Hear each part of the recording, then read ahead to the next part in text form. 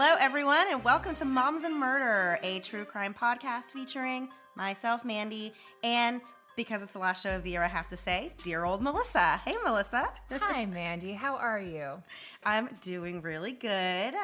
Getting excited for the upcoming new year and just to have the holidays and stuff behind us. I love it. It's all very exciting, but I'm ready to get back to my regularly scheduled life. Yes and no. My regularly scheduled life is not that exciting. So this has been a real treat for me. Making cookies that don't turn out, all kinds of stuff. The tree that the cat attacks. It's just been a blast. Yeah. Yeah, I know. It just gets to be so much though, honestly, and all the running around and the crowds at the stores. And I wait till the last minute, which is really my own fault, but and then I complain Don't about all blame the yourself. people. Yeah, I know. Why would I take responsibility for anything that I did myself? So some of you may have just been joining us for the first time after hearing us on the Minds of Madness Christmas Miracle special that they did. Yes. Which was extremely awesome. If you have not listened to that, you need to go check that out. That was a real special thing. They got a ton of amazing podcasters on there to kind of talk about a case that has personally affected them. And it was really great hearing from some really popular shows that I think a lot of people will be familiar with.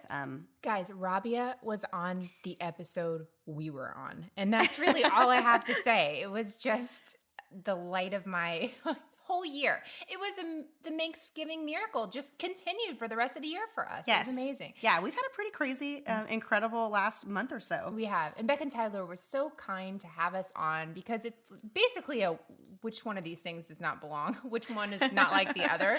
And you see our little thing and you're like, well, how did you get there? But they were so wonderful to us and nice. So it was great to be included in all the shows. There was The Vanish was on there.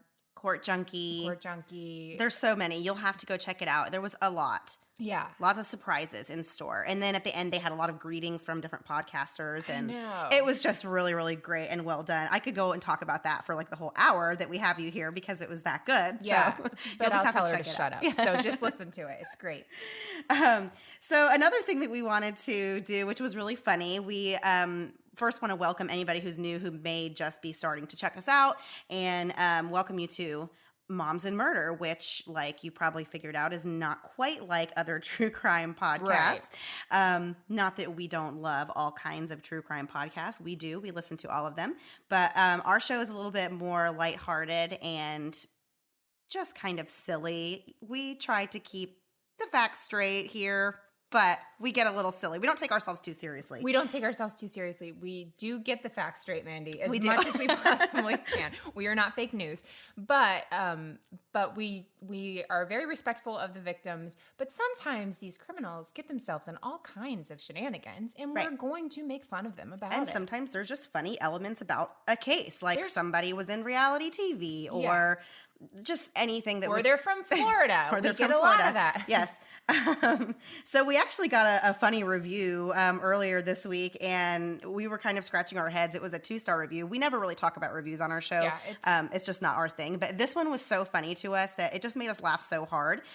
So this 2-star review said, just tried to listen to this podcast. It feels as if you are listening to two housewives in a kitchen telling a story and just keep getting off track with side jokes and stuff. Which is the most accurate description. We are recording from my kitchen, and we are two housewives. Yes. And we do get off track at times. So if that's not your thing, we understand it, but we want to let you know ahead of time. That's what you're in for. Yes.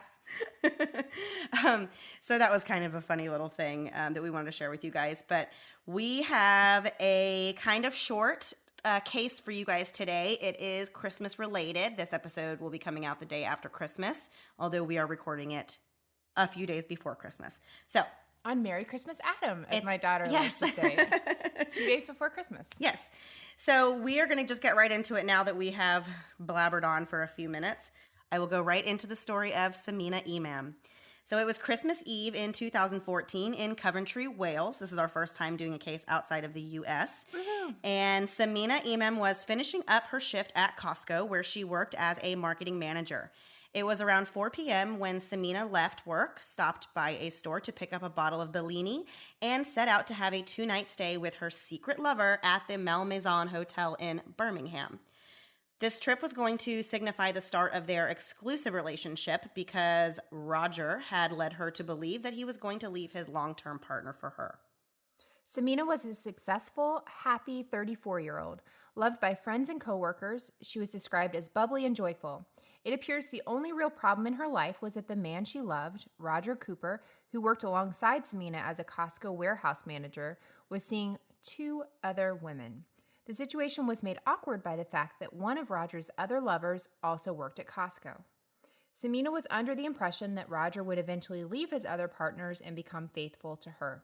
They had been carrying on their affair at this point for 2 years. That's a really long time, I feel like, to be having an affair and to have not been caught by your main person yet. Yeah.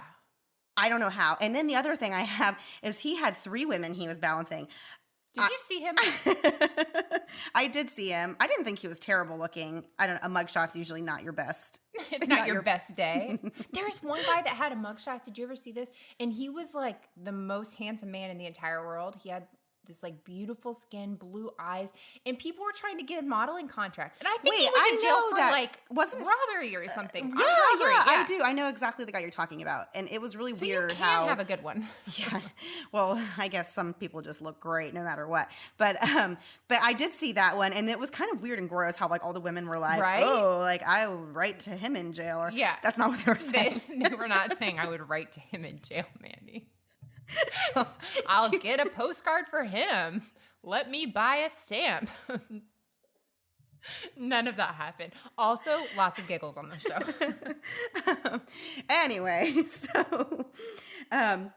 so Roger actually had other plans. He did not intend to leave his main girlfriend at all. He's not Hugh Hefner. No. And in fact, he was actually getting kind of concerned that Sameena was getting to the point where she was starting to really want to be with him so much that she was going to reveal their affair to the main girl and the other woman that he was also seeing.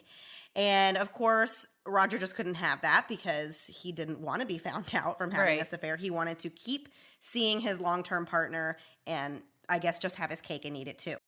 So he knew he would have to come up with a way to get a clean break from the affair if he was going to keep his other relationship above water. And it was at this point that he enlisted the help of his brother, David, who was an ex-soldier. And together they hatched out a plan to get rid of Sameena for good. So the 2 brothers began planning a murder. It was found out that they even communicated in code. So that's already pretty, I guess, incriminating if you think like, you're talking about this in a code. Obviously, that shows like clear intent that you are premeditation. Right, you were doing this on purpose. But it wasn't just any code, like code words. They were talking in Star Wars code. I can't. So they would refer to each other as Vader, and they would like talk about the Death Star mission, and they would have all these different things that they would say in text message code. Right. And later they admitted that this was all part of talking to each other about Sameena's upcoming murder that they were planning on carrying out. So I just thought that was really funny and interesting. Not funny, but it was interesting because right now, of course, it is Christmas time and they just had a release of a new Star Wars movie. So, sometimes we try to tie in current events with cases that we find. I actually have no clue how I even found this case. But anyway. The dark holes of the internet. Yes. You get down there sometimes and find something. But no, it makes me so mad this goes back to my whole thing, like dragging other people into this thing you want done. So granted, the brother's not the greatest person, but if you want to do this, don't. First of all, just stop. But also, why are you involving other people? Why do so many lives have to be ruined because you don't want to be found out for having an affair that you know you're having? Like, no, jerk. That's the price you pay. Like, if you're going to have an affair, the risk is that you're going to get found out and everyone will know and it will ruin your life. Now, is it worth it to have the affair? And if the answer is still yes, go forward. Otherwise, take a step back and realize you are not Hugh Hefner, R.I.P. Right. And yeah, murdering someone is definitely not the best course of action to... Never. It's never. to clear your good name, I guess. I don't know. No way this guy had a good name. No way. Oh, no, I'm sure not. Actually, even his brother David had said that he wasn't the most faithful guy. Well, no kidding, David. How did this dude have 3 women and he worked with 2 of them? I don't know how he had time for this, to be honest with you. That's just, oh gosh. The sister wives thing, I will always say I will kind of understand. Whenever a woman, or like the show Sister Wives. Have you ever seen that show? Yeah, okay. Of course. You say, of course, like you watch all this reality TV. I have to question you on all of it. But where the husband has several wives, well, then they just like only have to take care of him for one day, like make his food and stuff, and he goes to the next house. It's somebody else's problem. I don't understand why you'd want to be the man in that situation. That's so many women, and it's so much work. I know. So much talking. So much talking. I talk so much. So many problems to hash out. Just too much. Give me earbuds. I'm happy. On that Christmas Eve, a retail worker at Costco claimed to have last seen Sameena leaving the warehouse where Roger worked as a manager at around 4 p.m. Both Roger and Sameena left at this time and initially got into their own separate vehicles, but they met up nearby and Sameena transferred her luggage into Roger's car and they left the parking lot. And they left her car parked on the side of the road. But instead of being driven to Birmingham for the fairy tale stay in a luxurious hotel, Roger instead drove her to the home of his brother, David Cooper. David lived in Leicester, which is over an hour drive away from Birmingham, where Sameena believed she would be spending Christmas with Roger.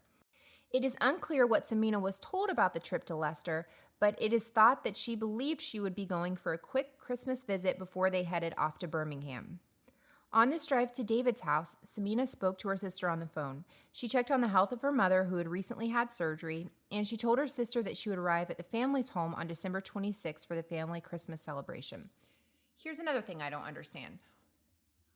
If you are going to kill somebody or make them done disappeared, in the words of our favorite show, why on earth are you going to do it around the holidays? Like, people are going to be looking for her. Right. It's not going to be long before they realize that she's It'll be tomorrow. not around. Yeah, exactly. I agree. It's a very odd time, although we'll talk a little bit coming up that they actually had tried to take her life before this date. Yeah.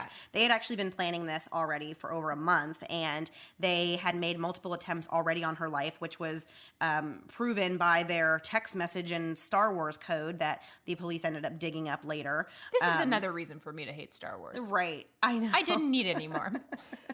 It does. It kind of sours the whole entire brand for me. So when the couple arrived at David's house, there was already a bit of tension in the air. Roger knew that he needed to get back home to his long-term partner because it's Christmas, and of course he's expected to be home. That's got to be hard when you have 3 girlfriends. Yeah. I'm trying to decide how you're going to fit them all in for the holidays. This is just another reason. You just need one person. I don't get it personally. I could never have more than one person in my life. No, one like is that. pushing it for me. It's already too much. Yeah. I have one husband and I have you. That's it. That's all I can Max out. manage. Max out. My time is completely spent after that. So David had already agreed, of course, to help Roger cover his tracks and get rid of, this problem that they had, Yeah. which was A human, and who just really wanted nothing other than to be the only woman in Roger's life. Right. And was fully expecting that she was going to be starting her new year as the number one girl in Roger's life. the Holly Madison, if I go back to my Hugh Hefner reference. Terrible, terrible reference. It's a great reference. I loved that show too. So the 2 men had spent time planning this killing, and they had already ordered chloroform on the internet, which David apparently kept in his kitchen in a military ammunition container that I assume he had from being in the military prior to this. Just keeping chloroform in your kitchen. Just, past the... Right. At no point does it cross your mind and you say, oh, that's kind of strange. Maybe I should think about what I'm doing with my life. I should reevaluate some things. Maybe just watch Star Wars instead of trying to live Star Wars. I don't really get it. Yeah, I know. It's been a while since I've had a baby of my own, and some days I miss it so much. The baby cuddles and baby smiles, but when it comes to diaper rashes, not so much. I remember the first time my oldest had a diaper rash, I was really devastated. Here's this tiny thing totally dependent on me, and now she's fussy and obviously uncomfortable, and I'm supposed to have the answers. Well, with time and treatment, it went away, but what I really wanted was to avoid it altogether. And now, baby butts rejoice. New Huggies Skin Essentials are here, a brand new dermatologist-approved line of diapers, wipes, and pull-ups training pants, all designed with baby's sensitive skin in mind. The wipes are thick and have zero harsh ingredients for a great, gentle clean. Pull-Up Skin Essentials has got your big kid covered too, with a training pant that's ultra soft and breathable to help protect sensitive skin throughout potty training. Whether you're a first-time parent or a seasoned pro, make it easy on yourself and your baby with Huggies. Learn more at Huggies.com. Once again, head to Huggies.com to learn more. Hey guys, as you know, I'm someone who loves knowing a little about everything. I love the news, I love entertainment, I love it all. But sometimes I don't have enough time to get all the information, all the little details, and the minutia of everyday news because, my goodness, it's constantly going.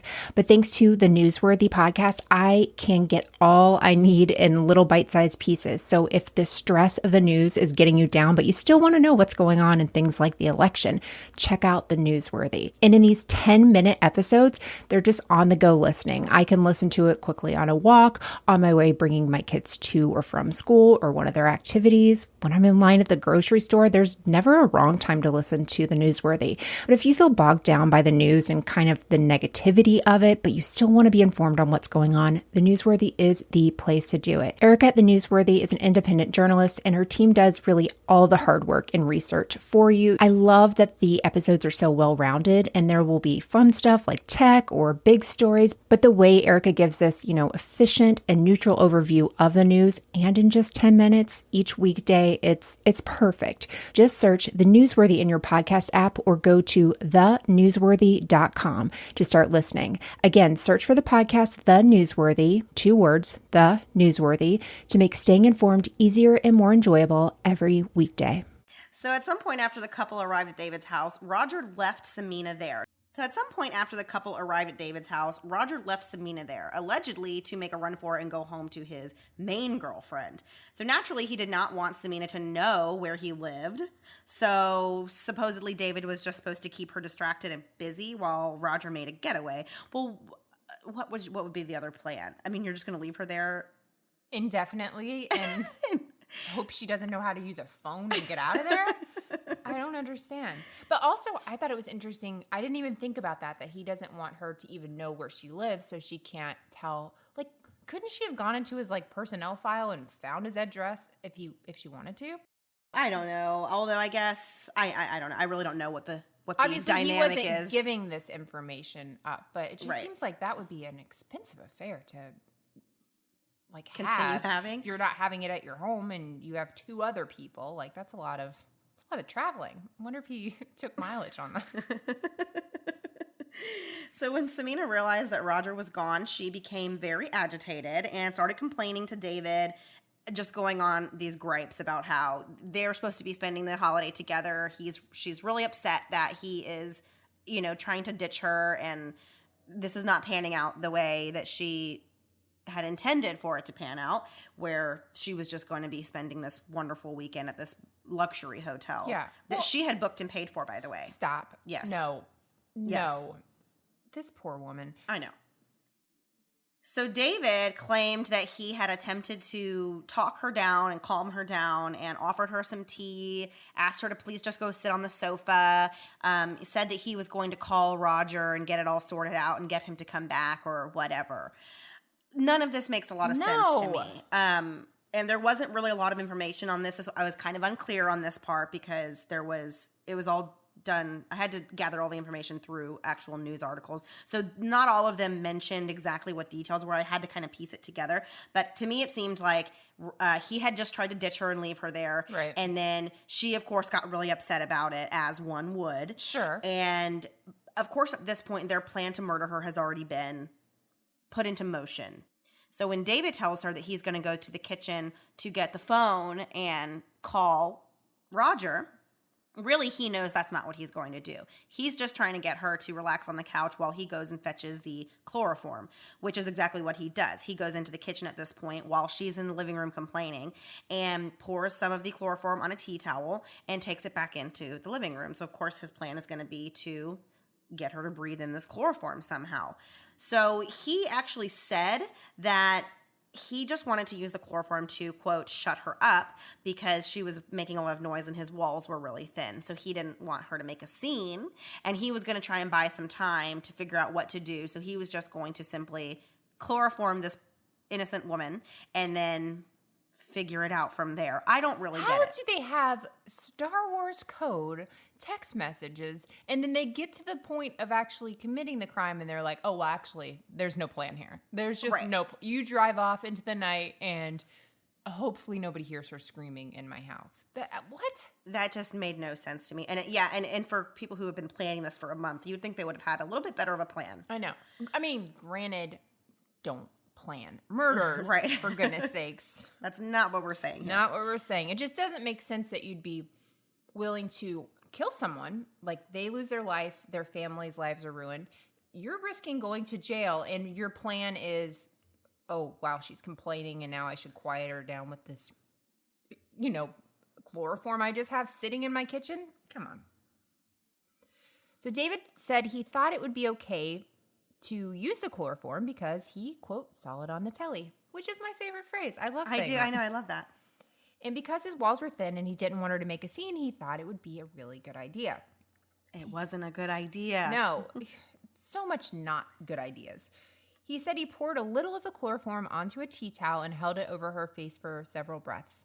He thought it would just buy him time because he wasn't sure how long chloroform knocked people out for. Hey, that would be a really good thing to research. Could have Googled that. Could have Googled it from somebody else's house, for goodness sakes. David claims that what happens next was a shock to him. He said that she did not wake up. He felt for a pulse to confirm her death and then went into what he called self-preservation mode and began thinking of how to cover up the murder. He put Samina's body in a sleeping bag and took her to a deep grave that the men had dug out on an allotment owned by David in Leicester. The two men went about living their lives for the next couple of weeks. So my question, Mandy, is you didn't mean to murder her, you already had a grave. Right. Then that does not add up. So, exactly. So, these guys, I guess, were just, like, he even admitted he was in self-preservation mode. Yeah. And I don't think he ever really came out of that because they were still denying that they intentionally murdered her, even though it did come out that they had talked about this quite extensively. Yeah. And even had tried before. And they had made an attempt a couple of weeks before this.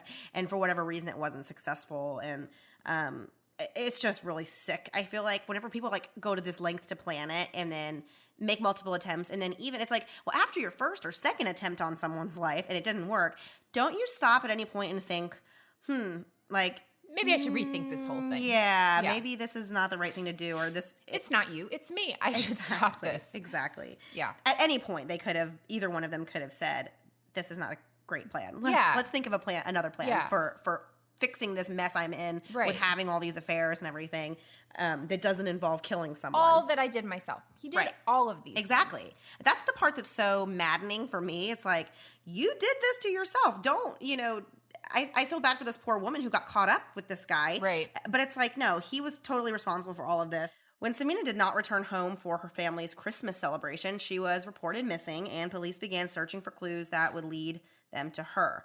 Once they learned of the affair she was having with fellow Costco employee Roger Cooper, they began to piece the puzzle together. The brothers were arrested in connection with Samina's death on January 9th, and at that point, Samina's body had not yet been found, but detectives had enough suspicion and reasonable evidence to suggest that the brothers had something to do with it. So they were just arrested on suspicion of murder at that point. So her body was found on January 16th, 2015. The autopsy reports indicated that she was killed using chloroform. And during the trial, it came out that the brothers had made attempts on her life several times already that were unsuccessful. And it was thought that Sameena was somehow also given a bizarre combination of metallic elements, including antimony, cadmium, tin, mercury, and arsenic in a liquid form. So they said, like the detectives and the judge, everyone said, like that this is not a typical way that they see a murder No. with poisoning of this nature. And that, chloroform isn't really something that they see used ends up in as a murder, Right. as a weapon for murder. So both of the men, of course, deny killing her intentionally or killing her at all. They're basically saying that, he was trying to keep her quiet, use this chloroform to come up with a plan. Whoopsie daisy, this is what happened. Right. Also, we have a grave already dug for her. Right. Okay. They already had a plan to Yeah. like where they were going to take her. So, but I had read that the grave was actually pretty deep. They dug down. I mean, it was like, I saw pictures of the scene and it kind of just looked like a Yeah, it looked like a junkyard. And they had buried her down in there. Well, the one thing that they had pointed out, which, you see those like funny like signs that people hang on things or whatever. Yeah. And normally you really wouldn't even think twice about this, but apparently David Cooper had a sign hanging outside of the shed that was on this allotment where her body was buried that said something like, "Don't set me off. I'm running out of places to hide the bodies." Yeah.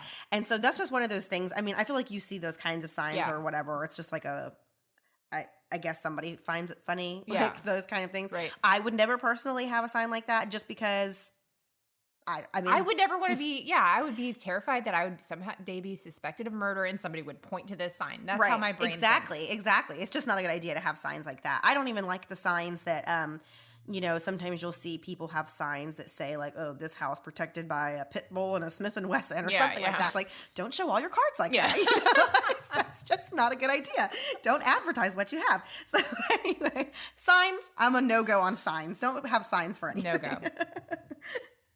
Even though the two men denied murdering Sameena, they were both found guilty and sentenced to at least 30 years in jail, which I feel like is not a very long time.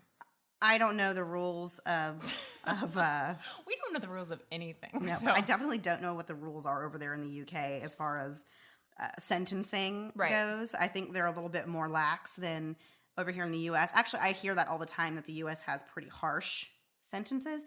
Not according to me. I've heard other people say that they feel like the US has we don't focus as much on rehabilitating criminals and getting them back into society. We just lock them up for life. Right. Which I guess I would agree on some level. But some things like murder, I feel like that's what you deserve. But I feel like it's probably more case by case because there's a documentary and I can't remember what it's called right now, of course, because I can't remember anything. And it's about youths who commit murder and they've like had a boyfriend or something, and you can tell they've been manipulated and they've been abused and there's been all this stuff and they've killed somebody, whether or not it was justified, normally not, but then it's like they're in prison for the rest of their life. Could they actually be rehabilitated? They had no real start in life. So that's where I feel like it's more case by case and there's no perfect system for sure. There's no perfect system. Yeah.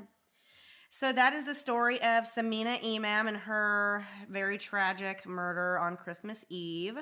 Of course, we're happy that somebody's paying the price for that. Why are you kicking me? I just was moving my leg. I'm sorry. Oh, okay. I have long legs. So that's the show. If you guys want to turn it off now, you can. If not, Melissa and I are just going to sit here and talk about Christmas and the New Year. So if you guys just want to hear us talk about a few things involving Christmas or the holidays, you can stick around and do that. If not, you're free to leave. You don't have to sit here. You don't. So I had kind of made a little list of things that I wanted to ask Melissa about, and that maybe you guys can get to know us even better with our answers here. So Melissa. Mandy is just flailing those arms around. Melissa. So the first, so Christmas is over now at this point while people are listening. It hasn't happened yet in real time, but by the time this releases, it will be yesterday was Christmas. So Melissa. Yes. I want to talk about Santa. I already know how Santa goes or doesn't go in your house with your own children. I want to know about what was your experience as a child. Did you believe in Santa? Did you not believe in Santa? What was the deal with Santa? So in my house, my parents were not big Santa people. My mom definitely was not a huge Santa person. But I guess at around 5 years old, like I was allowed to believe in Santa. It's no big deal. But I realized we did not have a chimney. So I told my mom, hey, I don't want some strange man coming into my house through the door in the middle of the night. It's interesting that you knew that or thought that at that age. Yeah. Yes. I've been highly paranoid my entire life. So I was never into Santa. And my daughter is like, she figured it out at like around the same time, really. She asked me point blank, is Santa real? And I said, well, what do you think? And she's like, no. I was like, all right, well, you're right. And that was kind of it. What about you? Well, of course, I loved Santa as a kid. I think anybody who really had grown up with that, some people, I guess, their theory is that when they find out it was all fake, then you resent your parents or whatever. Right. That was not my experience. I still thought Christmas was great, and I loved the magic of Santa. It was some of my favorite memories are waking up on Christmas morning and going to see what Santa left. And so Santa would never wrap presents at my house. They would all just be unwrapped and put together and sitting there under the tree or around the tree. And Your presents weren't wrapped? You would just see them? The presents from Santa were not wrapped. Oh, okay. So you would just go out on Christmas morning and you would see like, oh, Santa brought me a Barbie dream house or whatever it was. And it would be already put together and like nice. Already set up and everything. So that's kind of what we also do with our kids. However, I don't go crazy with Santa because, and this is kind of selfish on my part, but I know what you're going to say. I want credit for the really good gifts. I don't want to give credit to a fake character, although of course, eventually when they get older, they're going to realize it was all mom and dad and then they're going to have to appreciate it. Well, right? In theory, they will.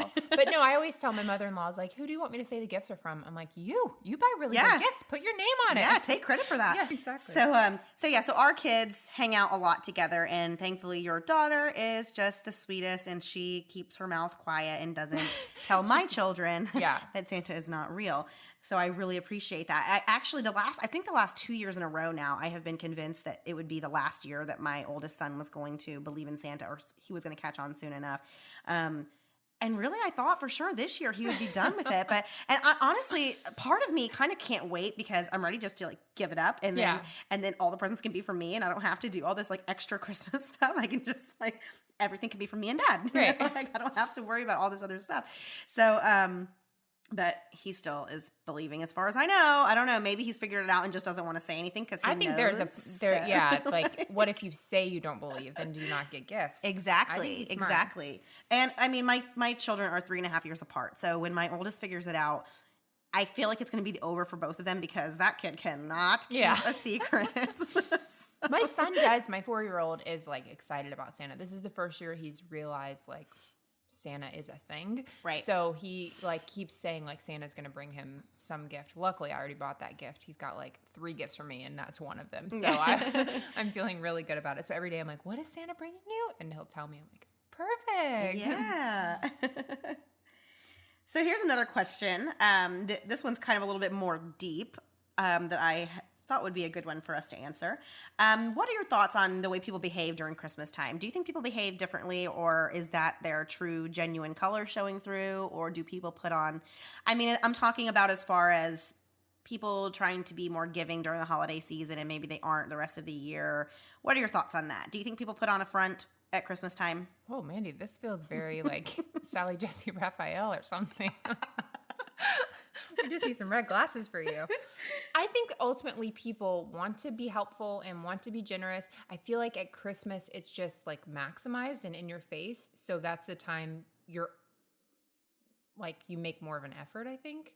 I just feel like the whole season feels so like happy and excited and giving and all that. So the spirit of giving, I feel like people end up doing it more. Not that they don't do it the rest of the year, but in my heart of hearts, I really feel like people are good. And the best of them comes out and the at best Christmas. of them comes out, yeah.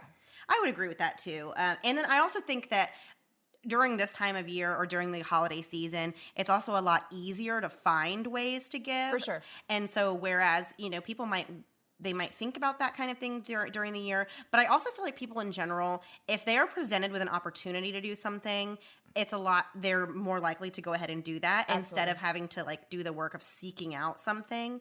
You know what I'm saying? And I don't think that's a laziness thing. I think it's just you have so much going on in your life, but if it's in your face, you're like, oh yeah, I can do that. But if you don't see it, you might not think to seek it out. I get that. So, Christmas traditions.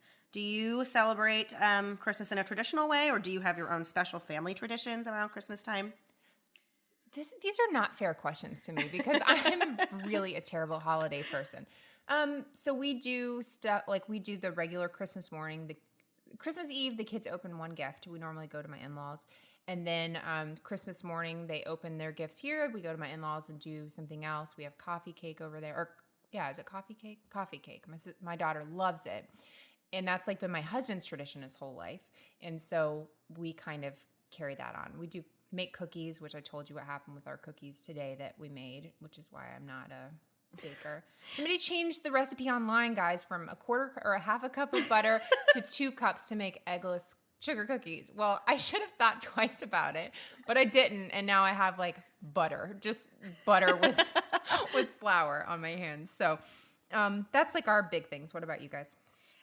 So I always grew up, my mom's side of the family is Italian, and they always did a big thing on Christmas Eve. So we would always go to my grandparents' house, and everybody would open one present on Christmas Eve, and there would always be some kind of food. Usually Christmas Eve dinner was lasagna, traditionally. That is so Italian. Yes. I would not eat there. Oh my goodness. I hate you are lasagna. crazy. I love lasagna, and my mom's lasagna is the best.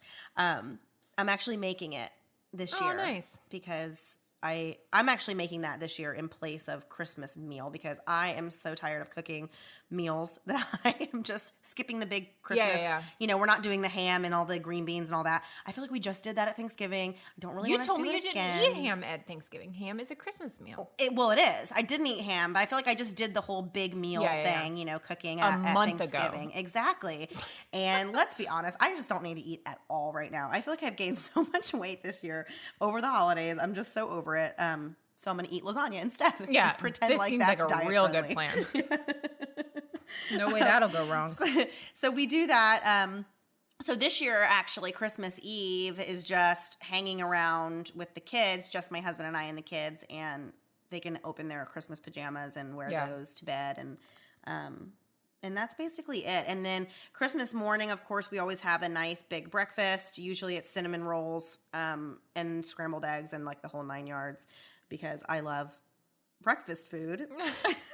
I feel like this whole thing was just for you to tell everybody how good you are at Christmas and how terrible I am. Maybe as a mother, I don't know. This is not going well for me. Listen, I don't know. I mean, your Christmas is your Christmas, Melissa. I can't, I know, and my kids, it sounds terrible for them. We'll send them over to my house for cinnamon rolls and lasagna. So that's really it, though. And then Christmas Day, we just kind of hang out. Family comes in and out, and it's just very whatever. Christmas has kind of looked different for us every year for the last few years, and especially now that my family, pretty much all of them, is living up in New York, and I'm way down here in Florida. So we do a lot with my husband's family. All of them pretty much live here. So that's nice. I mean, at least we have some family here that the kids can spend time with and everything. So they have cousins here and stuff like that. So this year is very quiet. Usually we have a few traditional things.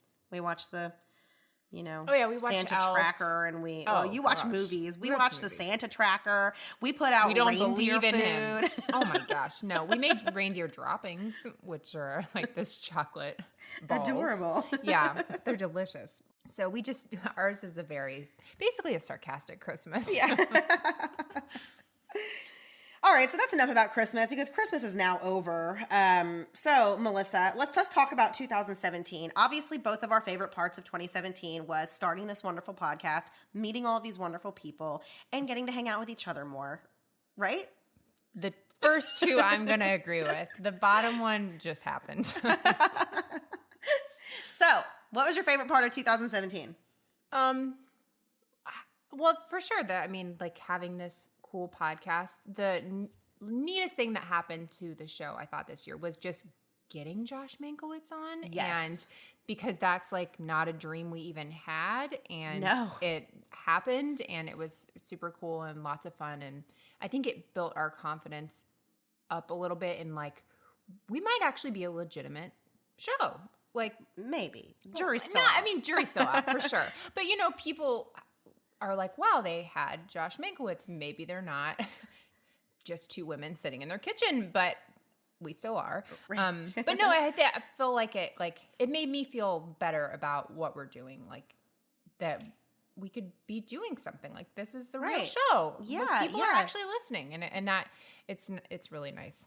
Yeah, I agree. Mankiewicz definitely was the top of my list, and we did the interview for him the day before my birthday. So I feel like I'm always just going to remember that. It was like the most special birthday gift ever. And then of course it was right around Thanksgiving and all that. So yeah, that was really, really cool and fun. And to be totally honest with you, I have the worst memory. If I even try to think about things that happened like before July, I'm like, July? I can barely remember what happened at the beginning of this year, but obviously it was nothing too crazy. No, I don't remember a thing that happened. As far as I am concerned, it can be erased from the calendar. I have no idea what happened. I know. I mean, on that note, though, it's crazy to think that we've been doing the podcast now for 6 months. Yeah. And, that took up half the year. And it really has gone by so fast. I just can't imagine, which honestly makes me terrified thinking about how fast the next 6 months are going to go. I know. And we have like plans and stuff that we want to do with the show in 2018. We're going to hopefully be taking it to the next level for you guys. And what does that even mean? No one knows what that means. It's what people use as filler to just like come up with something. They're like, we can't tell. We have zero plans. Next level. Plans. We do have plans. We have plans. Yeah, we do have Some plans. aren't great. Some aren't great. They're going to be Some things are crossed still out. in talks. Yeah. But I mean, we're going to start the year off with I Mom So Hard. Yeah, that's and huge. That's going to be amazing. I refuse to think about that until January 1st. I cannot. Right. And then we're going to freak out. Yes, we're going to go into freak out mode after that. My stomach was so screwed up from the Josh Mankiewicz thing for like 2 weeks after that I just cannot physically, my whole system cannot take thinking of them until the 1st. Yeah, we need to get past all of the holidays and everything, and then I can officially go into panic mode about that. Full on panic. So we're going to have that, though. But yeah, we have a few things we want to try in the new year and just kind of see where this goes with the show. I mean, we kind of just jumped right into it and didn't really know what we were Well, doing you didn't all know the what a way. podcast was. To I start didn't. With. I did not. I didn't even know what a podcast was. I did not even listen to them at all. So yeah, I've come a long way. You have. You have. In the last few months. So overall, if you had to rate the year from 0 to 10, what are you giving it? I give it a 10. It was a great year. I thought it was a really good year too. Yeah. I know a lot of people didn't, and the last few years really, I feel like a lot of people have complained and been like, oh, this is the worst year ever. I'm like, at some point you just have to like take responsibility for your own feelings and just have a good year. You know? I understand where some of that's coming from for sure. And there were like low parts in this year. We had a loss in our family, of course, so that was not the best thing of the year. But if I can look at the year as a whole and like the good of the year and my kids and my family and doing this, like it was a really good year. Yeah. There are things that are out of my control that I really hate, and but I can't do anything about that. I can only do things about my life. And then even then, very little control of what's going on in my life. Right. Yeah. Very little. Yeah. Don't act like you have tons of control. So much control. My life is not a mess at all. So let's talk about New Year's resolutions. Do you ever make one? Do you ever keep them? Do you have one for this year? I used to really be good about making them. Now I'm just like, I remember my parents, like growing up, they wouldn't even stay up till midnight. And I thought like, I will never be the person that doesn't stay up till midnight. That's just like how you celebrate this holiday. And now I'm thinking like, Let's go to bed. let's go to sleep. It's just another year. Y2K isn't happening. We're all fine. It's Right. totally fine. So yeah, I don't really make them anymore because I feel like I won't keep them. It's just, I don't have a good track record. What about you?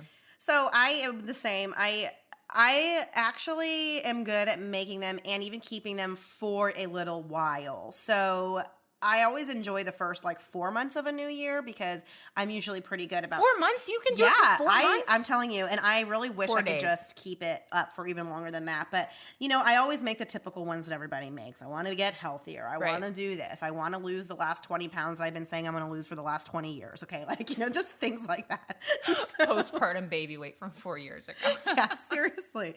So you always say all those same things, but I don't know. This year I'm actually feeling like I might really try to stick with that a little bit more. I did it last year. I started doing yoga and then I kept it up for a long time, like 6 or 7 months. And then finally, I don't know what happened. I just got really busy. And so that was like the first thing that I like cut out of my schedule. And that's, I miss doing it. So now I'm going to try and pick that back up again and hopefully just try to be a more relaxed and in touch with Okay, well, that's my not gonna hippie happen. side.